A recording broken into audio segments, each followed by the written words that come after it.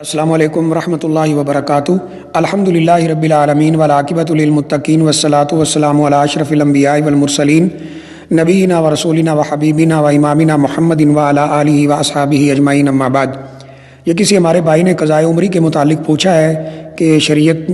اس کے بارے میں کیا حکم دیتی ہے۔ دیکھیے، سب سے پہلے تو یہ ہے کہ قضاء عمری کیا ہے۔ قضاء عمری یہ ہے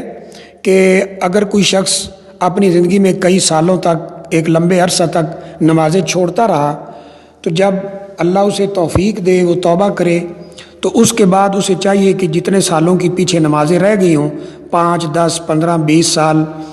تو ان کو وہ قضا کرے۔ اور اس کا طریقہ یہ ہے کہ ہر روز ایک نماز کے ساتھ ایک نماز اور پڑھتا جائے، یعنی جیسے فجر کی پڑھے تو ساتھ فجر کی ایک اور پڑھ لے، ظہر کی پڑھے تو ظہر کے ساتھ ایک اور پڑھ لے، اس طرح ہر روز وہ 10 نمازیں پڑھے، تو جتنے سال اس نے نماز چھوڑی ہو اتنے سال یہ نمازیں پڑھتا رہے، تو یہ اس کی قضا جو ہے مکمل ہو جائے گی۔ دیکھیے، قضاء عمری کا شرعی حکم عرض کرنے سے پہلے اس بات کی وضاحت ضروری سمجھتا ہوں کہ اگر انسان کی نمازیں 2، 3، 1 یا 1، 2، 3 دن کی نمازیں رہتی ہوں، یعنی ایک نماز رہ جائے یا 2 رہ جائیں، 3 رہ جائیں، 4، 5 رہ جائیں، یا پھر 1، 2، 3، 4 دن کی ہوں، یعنی تھوڑے دن ہوں، تو ان نمازوں کو اس وقت فوراً ادا کرنا ہے جو ہی انسان کو موقع ملے۔ جیسا کہ رسول اللہ صلی اللہ علیہ وسلم فرماتے ہیں، من نام عن الصلاۃ یا ناسیہا فلیصلیھا اذا ذکرھا او استیقظ، کہ جو شخص نماز سے سویا رہا یا اس کو نماز بھول گئی تو فوراً اسی وقت نماز پڑھے جب اس کی آنکھ کھلے یا اسے وہ نماز یاد آئے، یعنی کہ میں نے ابھی نہیں پڑھا ہے تو فوراً اس کو پڑھ لے۔ اس کے لیے اگلے دن کی وہی نماز، اس کا انتظار کرنے کی ضرورت نہیں۔ نبی کریم صلی اللہ علیہ وسلم جنگ خندق میں ہیں، یعنی واقعہ موجود ہے حدیث کی کتابوں میں، اس میں آپ کی عصر کی نماز رہ گئی اور سورج غروب ہو گیا، نبی کریم صلی اللہ علیہ وسلم نے کافروں کے لیے بد دعا کی کہ اللہ تعالیٰ ان کی قبروں کو آگ سے بھر دے کہ انہوں نے ہمیں ہماری نماز سے مشغول کر دیا ہے۔ تو آپ نے مغرب کے بعد اذان کہنے کا حکم دیا، پہلے عصر کی نماز پڑھائی اور پھر مغرب کی نماز پڑھائی۔ اس سے پتہ چلتا ہے جو نماز قضا ہو گئی ہو کسی شرعی عذر کی وجہ سے،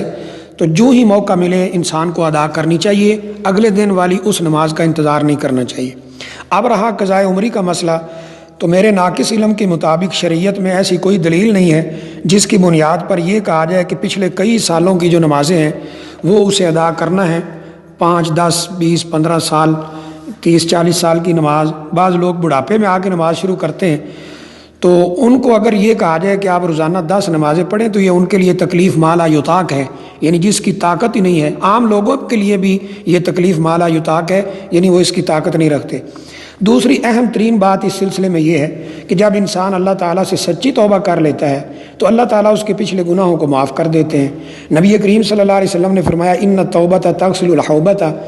توبہ گناہوں کی معافی کا سبب ہے، ان کو دھو ڈالتی ہے، ختم کر دیتی ہے۔ وَأَنَّ الْحَسَنَاتِ يُذْهِبْنَ السَّيِّئَاتِ، اور نیکیاں برائیوں کو ختم کر دیتی ہیں۔ یہ حدیث شریف کا دوسرا ٹکڑا قرآن مجید کے اندر بھی موجود ہے۔ یہ قرآن مجید کی آیت ہے کہ حسنات یذھبن السیئات، کہ جو نیکیاں ہیں وہ ان برائیوں کو ختم کر دیتی ہیں۔ اور ابن ماجہ میں ایک روایت ہے، نبی کریم صلی اللہ علیہ وسلم نے فرمایا، التائب من الذنب کمن لا ذنب لہ، جو توبہ کرتا ہے گناہ سے، گناہ کے بعد توبہ کر لیتا ہے تو وہ ایسے ہی ہو جاتا ہے جیسے اس نے گناہ نہیں کیا ہے۔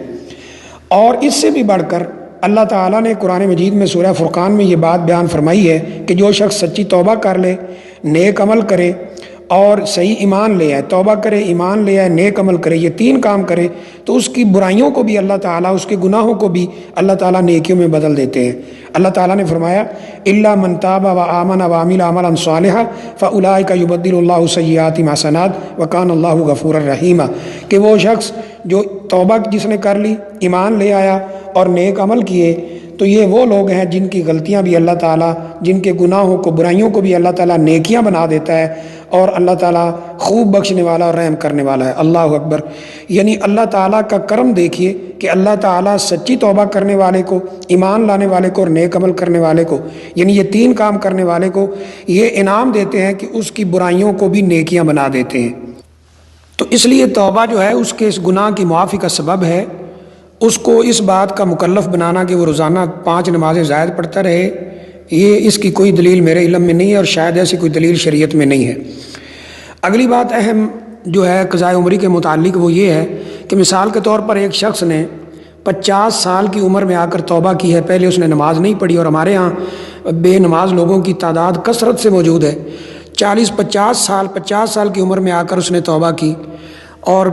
اس کے یعنی بالغ ہونے سے پہلے والے 14-15 سال نکال بھی دیں تو پھر 35 سال باقی رہتے ہیں۔ اب وہ بڑھاپے میں جا رہا ہے اور اس کو یہ حکم دیا جا رہا ہے کہ تم قضائے عمری کرو، تو پھر اس کا مطلب یہ ہے کہ اس کی عمر کم از کم 35 سال اور ہونی چاہیے، تب جا کر اس کی قضائے عمری ہوگی، ورنہ یہ اس کا جو ایک فعل ہے وہ مکمل ہی نہیں ہو سکتا۔ کچھ لوگ ایسے بھی ہیں جو 60-70 سال کی عمر میں جا کر توبہ کرتے ہیں اور نماز شروع کرتے ہیں، اس وقت ان سے